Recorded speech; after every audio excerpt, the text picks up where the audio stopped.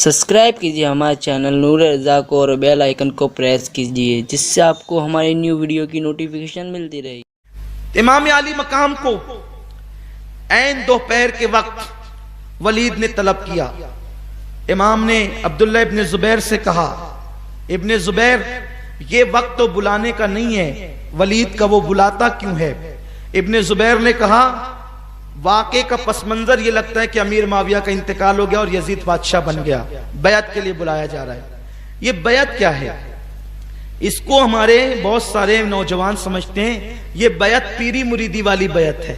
नहीं, ये पीरी मुरीदी वाली बैत नहीं है। दरअसल इस्लाम का एक निज़ाम है कि जब भी कोई इस्लामी हुकूमत में अमीर बनेगा, खलीफा बनेगा, तो सारे मुसलमान उसके हाथ पर ये वादा करेंगे कि हम जान और माल की तेरे हाथ पे बैत करते हैं, तू जैसा कहेगा हम वैसा करेंगे।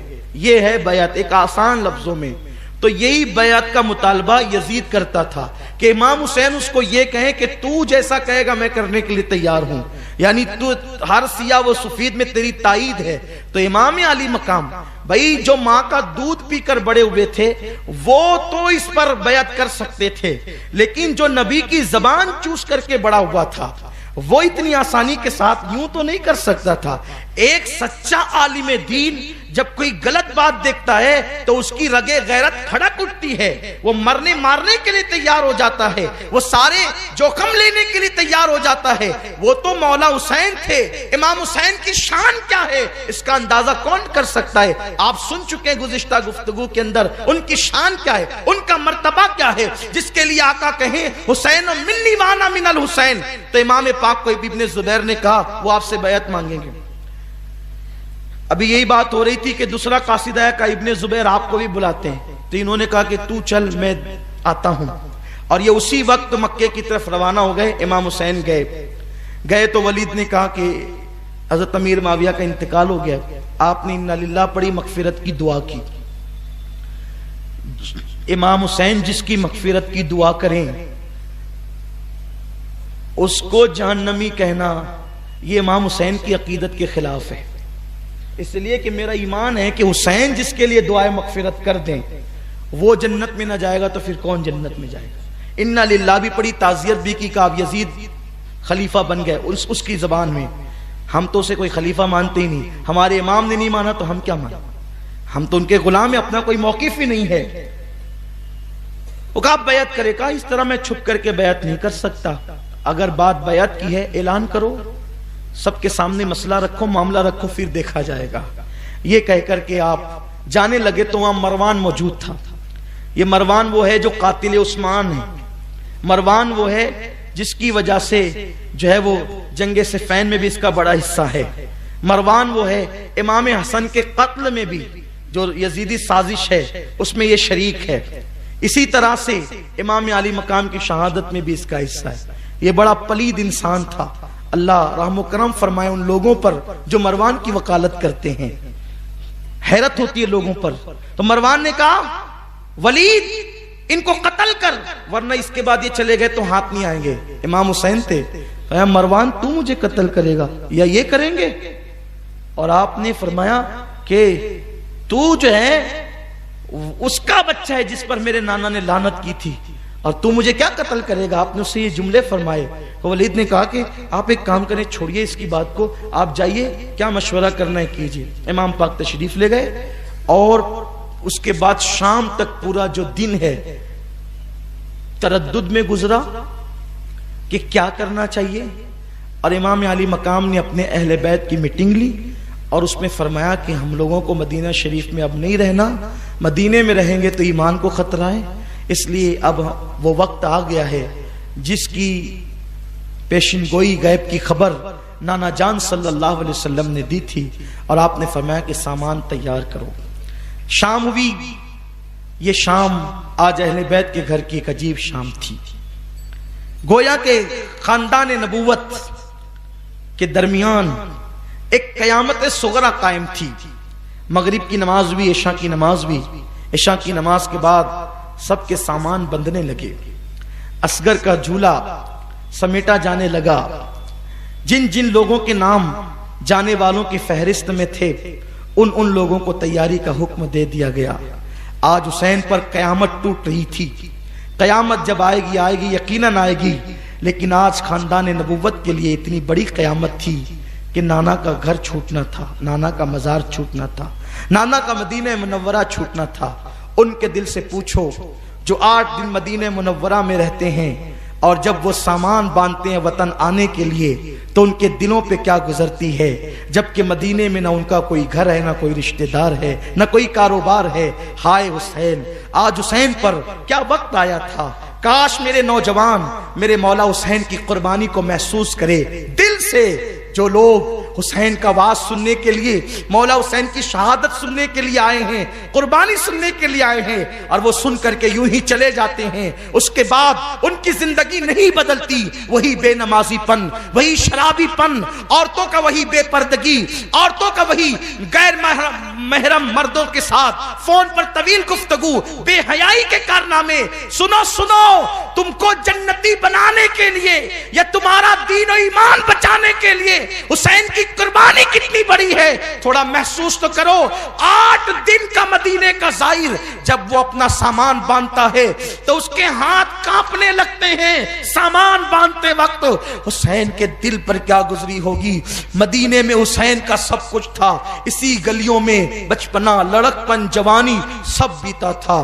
اسی گلیوں میں حسین کی بارات نکلی تھی، انہی گلیوں میں نانا کا ہاتھ پکڑ کر چلنا سیکھا تھا، اسی گلی میں بابا کا ہاتھ پکڑ کر چلنا سیکھا تھا، اسی گلی میں مدینہ طیبہ کی گلی میں مولا حسین کو ماں کا پیار ملا تھا. ہاں یہی گلی تو تھی. ننھا سا حسین جب ان گلیوں میں کھیلتا تو بڑے بڑے اکابر صحابہ اٹھا کر اپنی گردن پہ بٹھا لیتے. آج حسین کا کوئی مونس و غمخوار نہ تھا، کوئی غم گسار نہ تھا.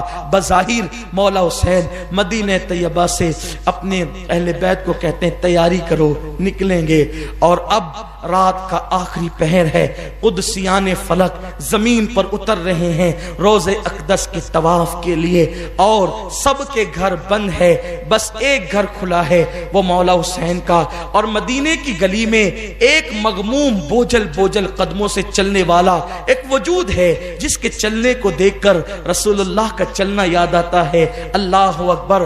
وہ اپنے گھر سے نکلتا ہے رات کی آخری پہر میں. انوار نیچے سے اوپر سے نیچے، اہل عرفان اس کا اندازہ کر سکتے ہیں انوار نیچے اتر رہے ہیں یا نیچے سے اوپر جا رہے ہیں. قدسیان فلک طواف روضہ کے لیے درود و سلام کی نظریں پیش کرنے کے لیے روضہ رسول پر آ رہے تھے. ایسے میں حسین دبے قدموں اپنے گھر سے نکلتے ہیں اور نانا کے روضے پر آخری سلام کرنے کے لیے آتے ہیں. وہ منظر میں کس منہ سے پیش کروں، میرے اندر اتنی طاقت نہیں کہ میں اس منظر کی کما کہوں عکاسی کر سکوں، لیکن بس میں اتنا بتا سکتا ہوں. حسین جب اپنے نانا کے مزار پر تشریف لے گئے، ہاتھ باندھ کر کے کھڑے ہو گئے، گویا کہ تصورات کی دنیا میں محسوس کریں تو ایک صاحب عرفان کا کہنا ہے حسین آنکھیں بند کر کے ہاتھوں کو باندھ کر آقا کی بارگاہ میں سلام پیش کرنے کے بعد کہتے ہیں نانا جان،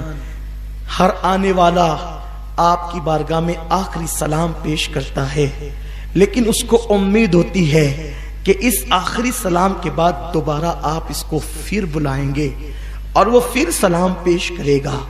لیکن حسین تو حتمی طور پر آپ کی بارگاہ میں آخری سلام پیش کرنے کے لیے آیا ہے. یا رسول اللہ، آپ اپنے حسین کا آخری سلام لیں.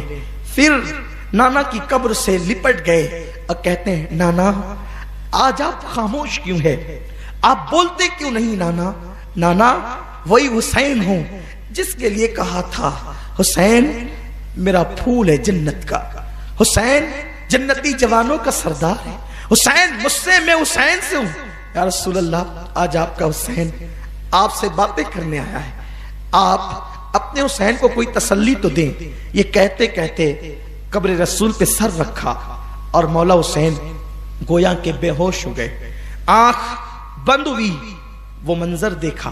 بعض لوگوں نے خواب کا تذکرہ کیا، بعض لوگوں نے گشی کا تذکرہ کیا. جب گشی آئی مولا حسین کی تو حضور رحمت تمام نے فرمایا حسین جاؤ، وفا کا وقت آ گیا، وعدے کی تکمیل کا وقت آ گیا. دین کے تحفظ کا وقت آ گیا، حسین جا امتحان میں ثابت قدم رہنا، اور یاد رکھنا حسین جب جوان بیٹا کربلا میں تڑپے گا تو باطل کے آگے سر نہ جھکانا، قاسم کٹے گا تو باطل کے آگے ضمیر کا سودا نہ کرنا۔ حسین جاؤ، اور تمہاری بیویاں تمہارے گھر والے تمہارا انتظار کر رہے ہیں، جلدی جاؤ۔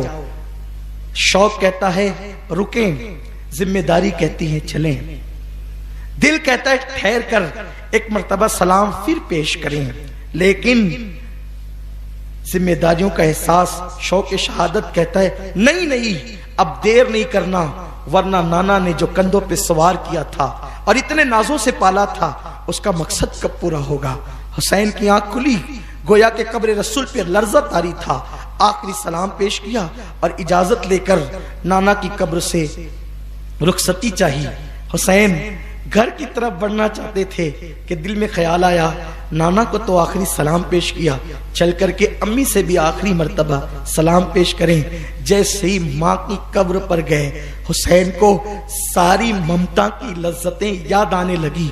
3 رمضان المبارک کی وہ شب جب فاطمہ الزہرا کی وصال کی آخری شب تھی، فاطمہ جلدی سے بچوں کو نہلاتی ہے، حسین کو گویا کہ یاد آ رہا ہے میری امی نے تیسری شب میں جلدی سے نہلایا، ہاتھوں سے کھانا بنایا، کبھی حسن کے منہ میں لقمہ، کبھی حسین کے منہ میں، کبھی زینب کے منہ میں۔ کسی نے پوچھا فاطمہ اپنے بیٹوں کو کھانا یوں کھلاتی ہے؟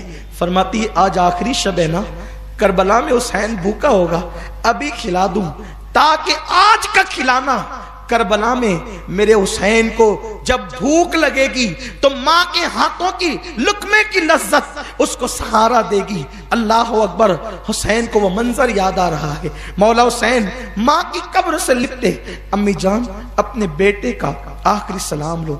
جنت البقیع کا سناٹا، جنت البقیع کے اندر ایک عجیب سی خاموشی تھی جب حسین نے کہا امی اپنے لخت جگر کا سلام لو، آخری سلام، اور ماں میرے سر پہ ہاتھ رکھ کر دعا کر دو تاکہ آپ کا بیٹا کربلا کے میدان میں ثابت قدم رہے۔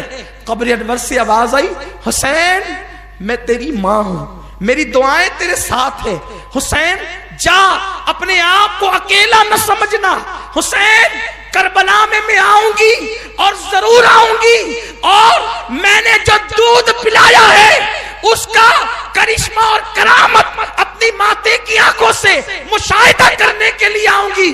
حسین سب کچھ کرنا لیکن فاطمہ کے دودھ کی لاج رکھنا۔ حسین حسین ضمیر کا سودا، شریعت کا سودا، ایمان کا سودا نہ کرنا۔ جا حسین، ماں کی آواز نے حسین کو لرزا دیا ہے، جنت البقیع کی قبروں پہ لرزہ طاری ہو گیا ہے۔ ماں سے اجازت دی، امہات المومنین کو سلام کیا، اور اس کے بعد مولا حسین ننھی سی قبر پر گئے۔ وہ ایک ننھی سی قبر ابن رسول ابراہیم کی قبر تھی، وہاں تو پھوٹ کر رونے لگے، ابراہیم میرے نانا نے آپ پر مجھ پر آپ کو صدقہ کر دیا تھا، دعا کریں کہ میں نانا کی اس محبت کی لاج رکھ سکوں۔ مولا حسین اختصار کے ساتھ بھائی کی قبر پہ سلام کرتے ہیں اور تنہا بوجھل قدموں سے جیسے ہی گھر میں قدم رکھتے ہیں، گھر میں آ کر دیکھا تو ایک عجیب ہنگامہ تھا۔ ہنگامہ یہ تھا کہ 9 سال کی بچی جس کا نام فاطمہ صغرا تھا بخار میں تپ رہی تھی، اور وہ گھر والوں پہ غصے میں تھی، اور کبھی ماں سے کہتی، ام رباب سے، شہربانوں سے، ام اسحاق سے، لیلا سے، کہ آج تم لوگ اتنے بدلے سے کیوں ہو، تمہارے رویے کیوں بدل گئے، کہاں جا رہے ہو، مجھے بتاؤ تو، کیوں جا رہے ہو مجھے بتاؤ تو، جانے والوں میں میرا نام ہے کہ نہیں بتاؤ تو، سب کے کپڑے بھر لیے میرے کپڑے رکھتے ہو، سب کے سامان اٹھا لیے کجاوے پر کس دیے میرے سامان کیوں نہیں رکھتے، کوئی کچھ نہیں کہتا۔ اس حالت میں مولا حسین آتے ہیں اور بیٹی کا یہ غصہ اور جذبات دیکھتے ہوئے کھڑے رہ جاتے ہیں۔ ایسے میں سکینہ علی اکبر سے کہتی ہے علی اکبر آگے بڑھو، صغرا سے مل لو، اور سکینہ نے علی اکبر کو کہا علی اکبر ذرا اچھے سے تسلی دینا، اس لیے کہ یہ تیری آخری ملاقات ہے صغرا کے ساتھ۔ अली अकबर अब तू नहीं मिल सकेगा, अपनी बहन से बातें कर ले, अब वहां जा रहे हैं जहां से तुमने लौट कर नहीं आना। अली अकबर आगे बढ़े, सुगरा से कहा, सुगरा भाई से नाराज है।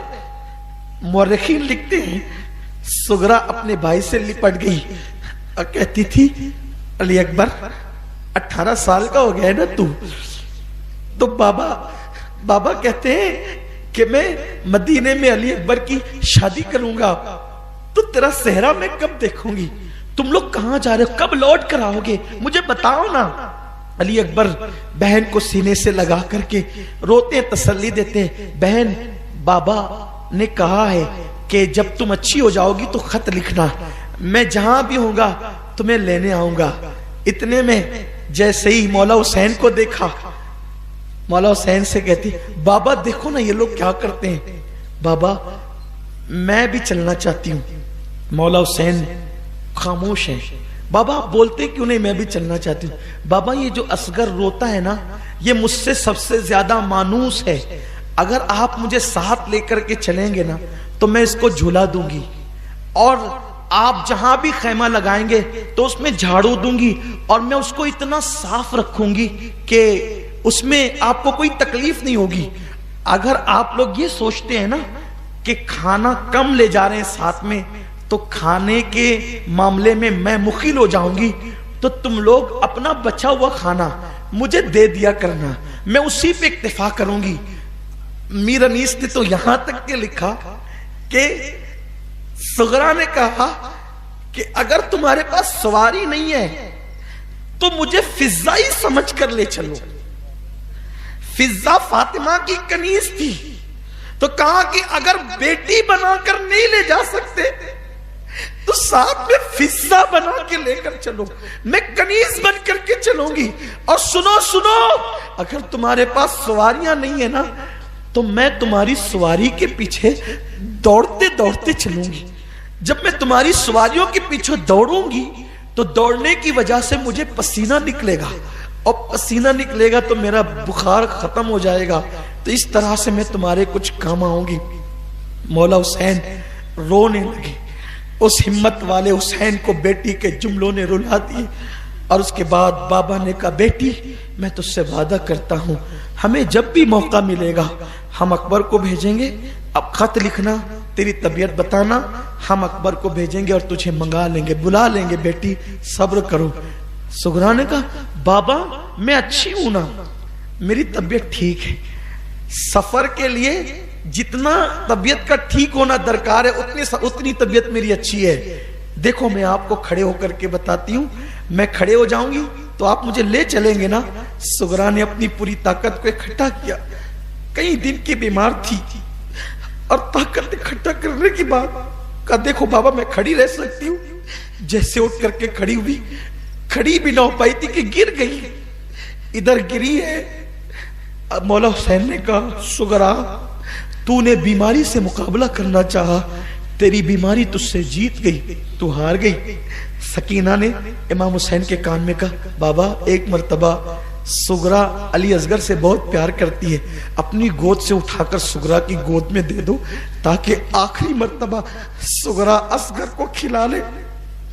जैसे इमाम हुसैन ने अली असगर को लेकर के सुगरा की तरफ बढ़ाया, सुगरा ने हाथ खींच लिए, नहीं बाबा मेरा भैया फूल जैसा है, मुझे बुखार बहुत ज्यादा है, कहीं मेरा भैया मुरझा ना जाए। ये जुमले सुन करके घर वालों की चीख निकल गई। आखिरकार हुसैन कहते हैं, मेरा इम्तिहान यहीं से शुरू हो गया, और मौला हुसैन अपनी बेटी को तसल्ली देते हैं, उम्मे सलमा को सौंपते हैं, उम्मुल मोमिनीन उम्मे सलमा को सौंपते हैं। औरत जाफर तैयार के बेटे अब्दुल्ला इब्ने जाफर से कहते हैं, मेरी सुगरा का ख्याल रखना। और उसके बाद मौला हुसैन घर से निकलते हैं, सवारियां तैयार थी, और जब आगे बढ़ते हैं, आज मदीने मुनव्वरा की आबरू, अर्श का तारा, हुजूर की आंखों का तारा मदीने मुनव्वरा से रुखसत हो रहा है। हुसैन पलट पलट कर مسجد نبوی کی طرف دیکھتے ہیں اور گویا کہ مسجد نبوی کے مینار سر اٹھا اٹھا کر حسین کی طرف دیکھتے ہیں۔ ایک دن وہ تھا ہجرت کی شب، جب امام الانبیاء مکہ چھوڑ کر نکلے تھے تو یہ حال مکہ میں تھا اور مدینے کے لوگ خوشیاں منا رہے تھے۔ آج تاریخ کا وہ دن آیا ہے کہ مدینہ منورہ کی گلیاں سوگواری میں ڈوب گئی ہے۔ حسین پلٹ پلٹ کر کہتے ہیں نانا آخری سلام لو، اور مسجد نبوی کے مینار اچک اچک کر حسین کو دیکھتے ہیں۔